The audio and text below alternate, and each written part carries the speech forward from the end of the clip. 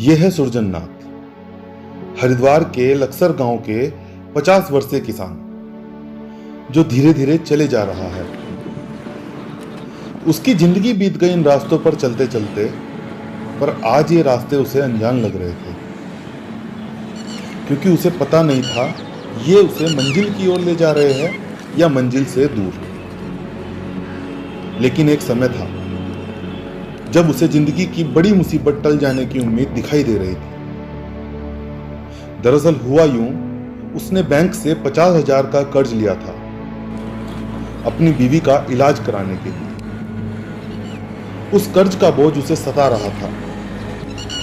सुरजन लगभग सारा कर्ज चुका चुका था, बस आखिरी किस्त बाकी थी जो कि 11,400 रुपए की थी, और यह किस्त भी गेहूं की फसल की बिक्री होते ही वो चुकाने वाला था।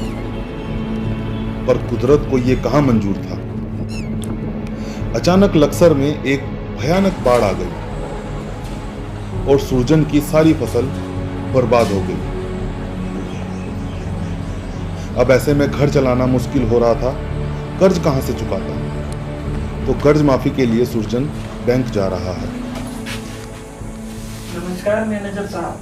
अरे सुरजन भाई, आओ बैठो।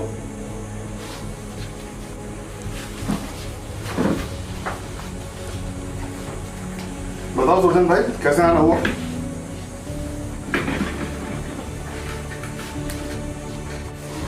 साहब, पिछले दिनों आपके आदमी याद दिलाने आए थे कि रकम लौटाने की तारीख नजदीक आ रही है। अब तारीख के बारे में सोच सोच के मन बहुत घबरा रहा है साहब, और अब तो सिर्फ एक ही हफ्ता रह गया है। मेरी दशा और हाव भाव देखकर आप समझ ही गए होंगे कि कर चुका पाऊं ऐसी मेरी स्थिति नहीं।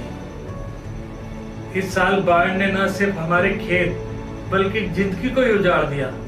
मैंने इसके पहले भी कर्ज की एक एक पाई की किस्त आपको सही समय पे दी है। इस साल भी गेहूं की फसल की बिक्री के बाद मैं आखिरी किस्त भी करने को तैयार था, लेकिन अब ये बाढ़ आ गई। इसमें मेरा क्या दोष? बताइए, इसमें मेरा क्या दोष? इसलिए आपसे हाथ जोड़कर विनती कर रहा हूँ साहब कि इस गरीब किसान पर थोड़ा रहम करो, मुझे और मोहलत दे दीजिए। और साहब, मैंने तो सुना है कि आजकल किसानों के कर्ज माफ करने की भी सरकार बात कर रही है।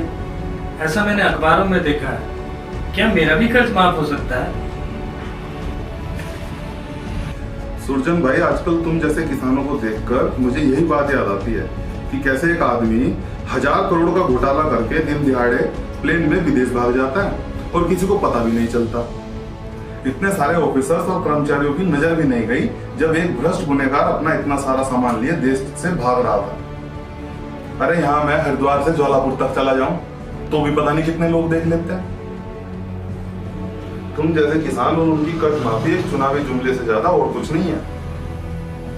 हाँ, कर्ज माफ हो सकता था अगर तुम एक गरीब किसान की जगह एक करोड़पति या अरबपति बिजनेसमैन होते और देश के सभी नामी लोग तुम्हें सलाम करते।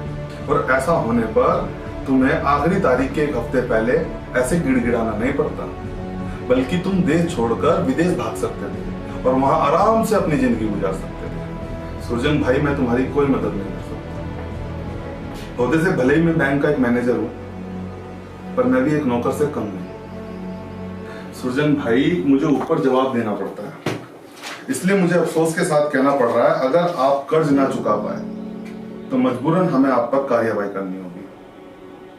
और हाँ, आप पूछ रहे थे ना कि तुम्हारा दोष क्या है, तो तुम्हारा दोष ये है कि तुम्हारी कर्ज की रकम 11,400 रुपए है, ना कि 11,400 करोड़ रुपए।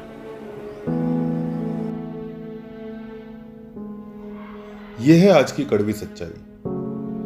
जिसके लोन की रकम बहुत ज्यादा है वो देश छोड़ देता है, और जिसके लोन की रकम बहुत कम है वो दुनिया छोड़ने पर मजबूर हो जाता है।